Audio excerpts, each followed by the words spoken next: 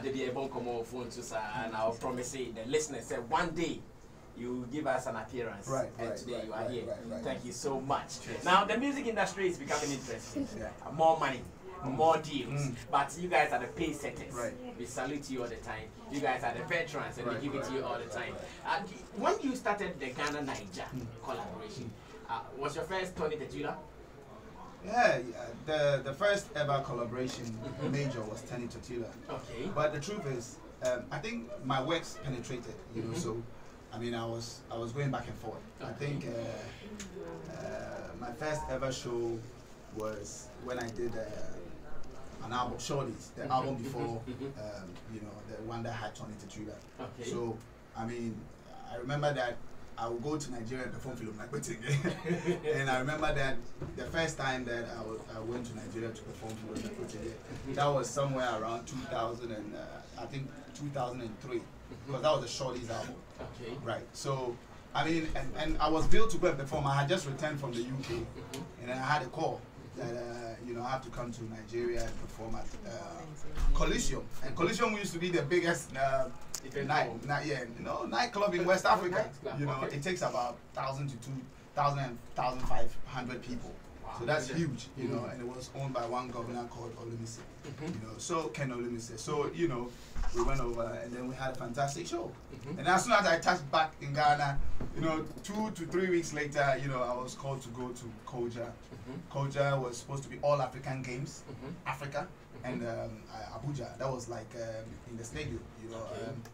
The president was there, so I had to do like an opening session. I hadn't done Fefenefe, you know, so I did that. And then right after that, you know, that's when the idea, you know, came to collaborate and take it to the next level. Okay. You know what I mean? So at that time, to you, it was easily done. But now, it feels like getting to Nigeria is becoming a problem. No, it wasn't easily done. It was hard work and determination. Like, but the song went there before you even started collaborating. Because normally the songs were speaking for itself. Yeah. So what it means that you were doing great songs or good songs. Right. I would say that. Doesn't mean we are not doing great songs now. That's why we are struggling. That cannot be told by me. But I think that Ghana music has always been enjoyed by Africans, you know, the whole in Africa. The only thing is that I feel Ghanaians have refused to follow up promotion or promoting their music in Africa. Because I'll tell you the truth, I think at a point, You May Kiss Your Bride was so huge. And then Miss Bell was like the queen of Africa. I would tell you that Miss Bell perhaps was like this girl, Yemi Ale, Tiwa Savage. And I came to Ghana and I had the opportunity to go around, like, because I was working with United Nations. I was an ambassador for World Food Program, WHF, you know, WH, World Food Program, WFP, and myself together with Ramsey Noah, Genevieve. So, I mean, we will go around like Sierra Leone, Uganda, you know, and we're doing shows at the stadiums. And then everywhere I go, when we enter the nightclub, it's like non-stop Ghana music till about, I mean, when they start playing Ghana music, it's like an hour and a half to is Ghana music. So I was like, whoa, Ghanaian songs are huge. And so I'll come to Ghana and sometimes I'll talk to some of the boys, yo, let me be the agent. Because I'm always trying to do business, you know, and then let's go and do a show. And they're always thinking, oh, maybe I take Okoya. You know, like, they never felt that thing like, oh, I remember I spoke to Miss Bell. I was like, yo, Miss Bell, you are a queen. In Liberia, Sierra Leone was worse. I'll be 16 years was crazy. And I remember when I came, I called her, I said, Charlie, let's go and make some money. Nigeria, you know, you are a queen. And you're like, oh, take your baby, you know, that kind of thing. And I'm like, so, I think we don't move. Most Ghanaian songs are huge. You'll be surprised. Some songs hit territory, other territories in Africa. But you'll never know. We are just here. If you move, that's when you know. So I mean, so for me, it was about moving. And let me tell you what, Sammy, moving was very expensive. I will make money from the UK because I was signed on major label in the UK. So I will have some pounds and I will come to Ghana, stay in Ghana for a while, do my promo, and boom, I moved to Africa. And I spent a lot. My hotel, my PR, my manager, she was with BMG, Arista Music. That's, you know, proper record label. And we will come and then we will travel across Africa, and then we are paying a lot, you know, hotel bills, ground transportation, and feeding. You know, when you meet people, our regular, you know, tapes are here and there, press conferences, etc. It was crazy.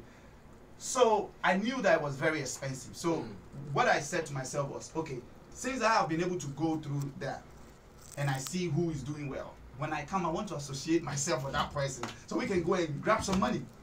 And they never saw it like that. Like, it was all like, maybe they think, oh, take maybe one spin somebody. I don't know how they felt. I don't know. So that's how come I feel some of us never really took it to the next level. So you think that when we make that movement, something will happen? Oh yes, for sure. Okay, guys, so this is an advice coming from Nick. And this morning we're going back into his career and we'll be talking about now. At that time, you were in a TV commercial that is Ash Foam. And that was the first ever, you know, TV commercial for hip life or rap artists in Ghana. Were you signed as an ambassador, or you only recorded that commercial for them? I happened to do a song, and I happened to mention, you know, a kaboshi to say Ash Foam, you know, in the rap of Philomena. So Abraham was already an advertiser. You know, he's so smart. So I think he spoke to them and they were like, they heard it, and you know, he spoke to them. They were like, wow, awesome. And then he was like, I can get him to be your brand ambassador. So yeah, I was told that we had to do it. So I said, yeah, let's go ahead and do it. And so I was signed on it. But Obrafo was my record mate. So Abraham was like, okay, let's just do it together. And that the love was always there. So I was like, no problem, let's hit it. So I remember Obrafo and I went to Kumasi, and Abraham called us that the people need the jingle. So I just went to his room. And I knocked on his door. I said, Charlie, we're going to do the commercial. Okay. And guess what? I said, let me do the chorus and you do the rapping. And he said, why? I said, because I want to make it more like commercial. And he said, okay. So I did the chorus and I brought it to him. And then he was like, so I did some part, and then he was like, so I think I said something that was related to a Jacono Jamadere. And then he said, why don't you put a Jacono Jamadere so that when you respond Ash Foam, it will make sense, you know? And then we could go back and forth with the lyrics, and then we got it and we did it.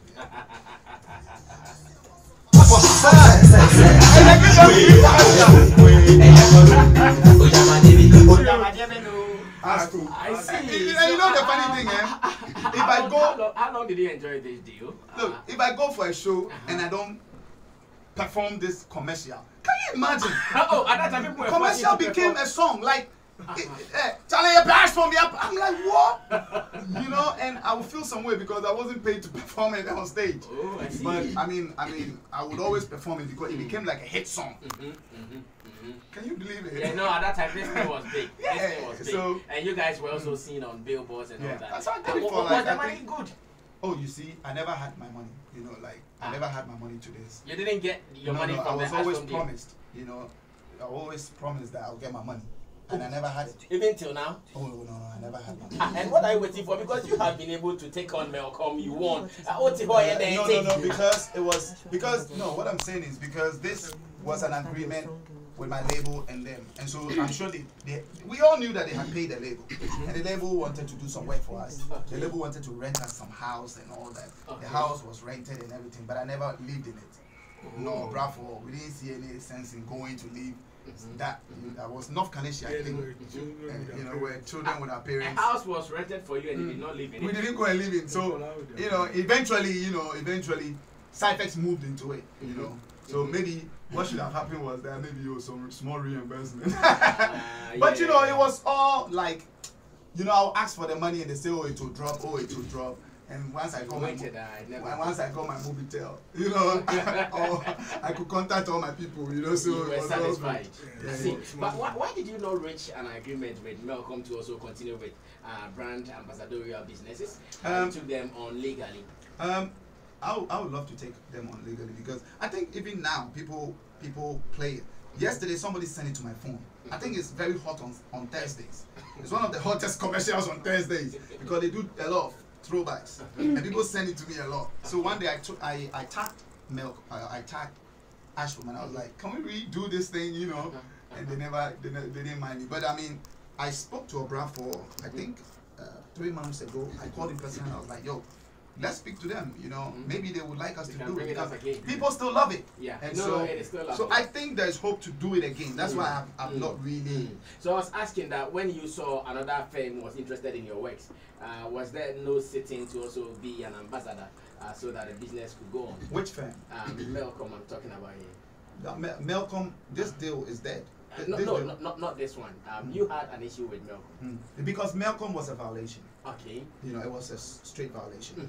This wasn't a violation. No, what I mean is, did you not sit with them when you knew that they had... Oh, so you want to talk about the Melcom thing? Yes. Oh, I wrote to them. My lawyers wrote to them. Personally, I gave Sonia a call myself, and she said she was traveling. So I allowed her to travel, and when she got back, I called her a few times. I couldn't get... She reached to her. So maybe she didn't see my calls or whatever. So fine. So I wrote a letter, and I was like, this is what I want to do. And so we had some talk, but I mean, it didn't really materialize. They were slow. Yeah. So. I see. Tic is my special guest here. More energy here in the building, and I want us to talk about management. Anytime when I look at Tic, brand Tic, your experience, where you've been to, what you've seen, I ask myself, who can satisfy you with management? Because now the people who are even likely to be your managers, your career started before them. Your career started before them. Right. I always think about it. I don't know how you are managing this. That is right. But I have a group of young, talented guys who are really ambitious. And I think we form a great unit. I think in recent moments you've seen a lot of upspring of the rebranding, not necessarily rebranding, but the re-emergence. And so I would say they've been fantastic. They've been very supportive, and we have a goal, and we're looking at achieving it. Yeah. I see. So you feel satisfied despite the span of your career, what you've seen?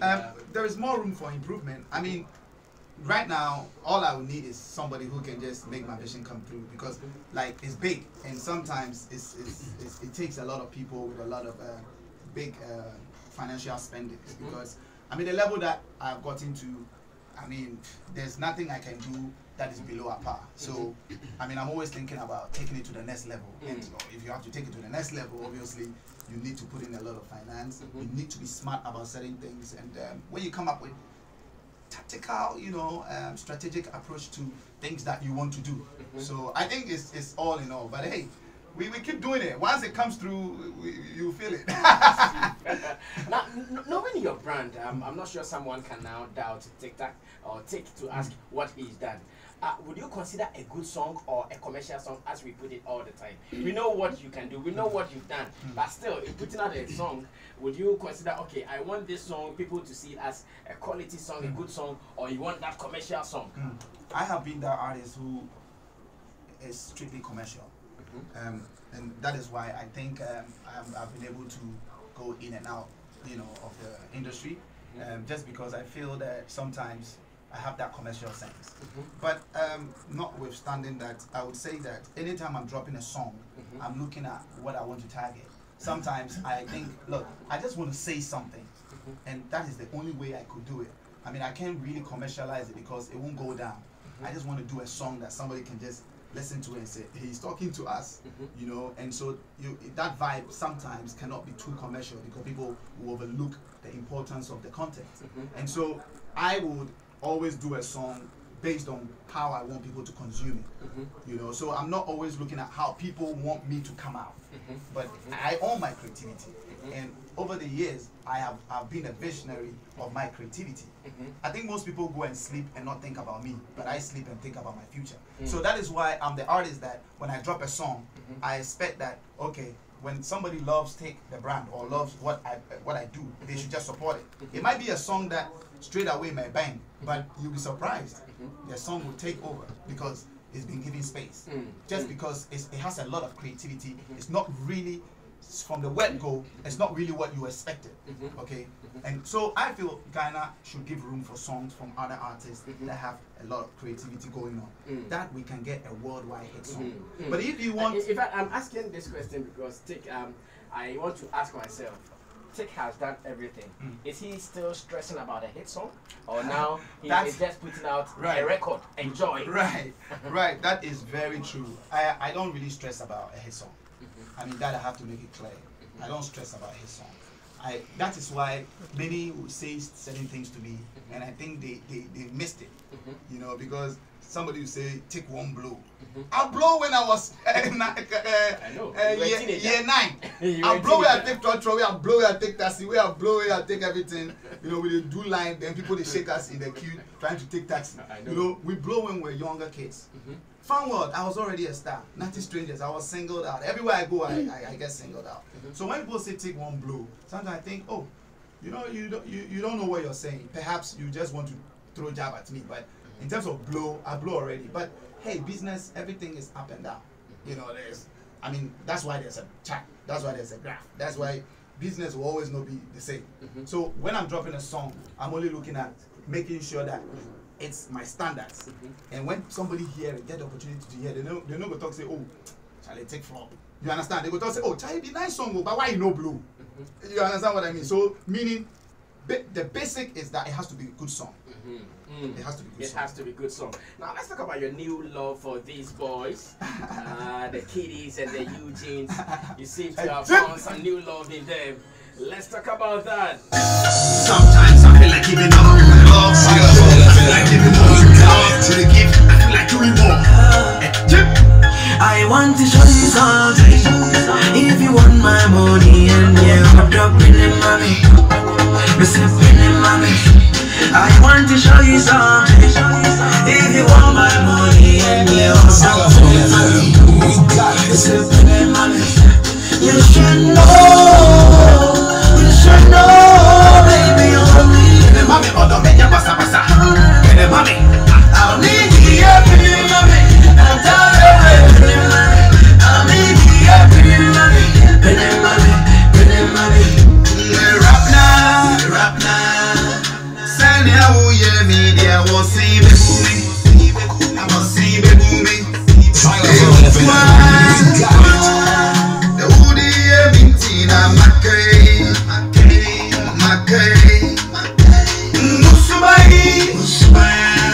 And all I did to me, no Mackay,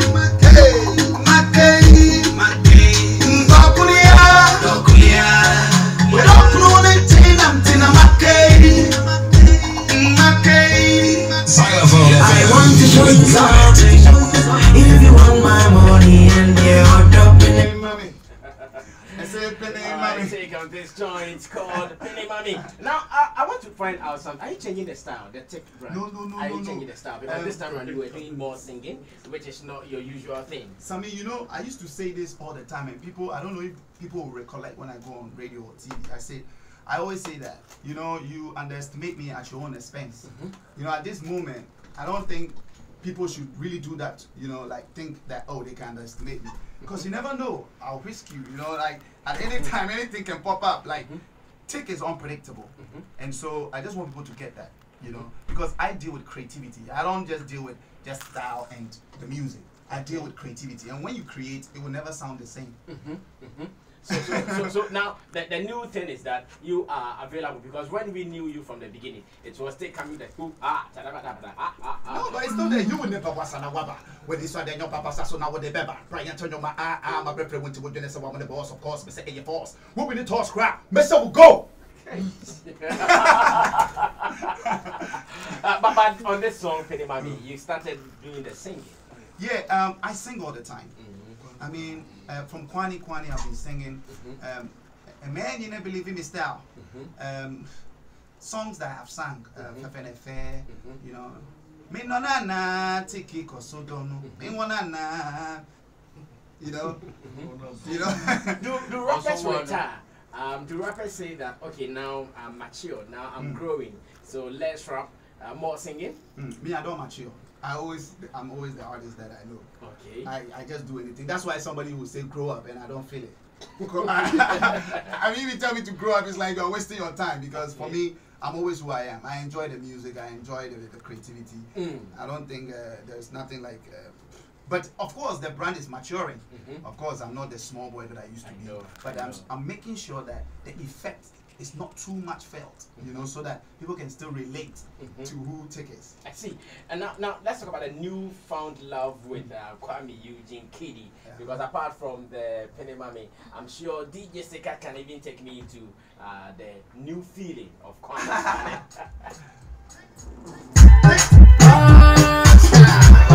Oh yeah, and they call me Eugene. But people who want you name me Eugene. This a many or don't be no into your eyes on me. That's many all day. You're tinting my tinting your brain.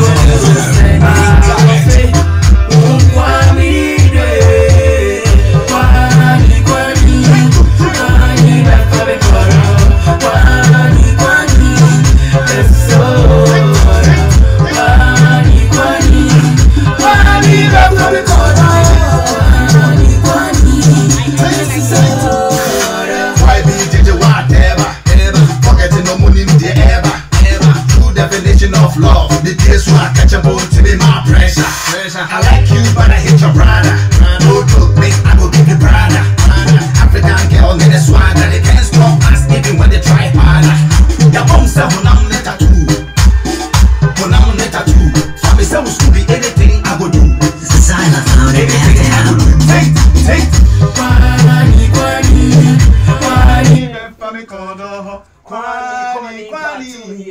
Yes, so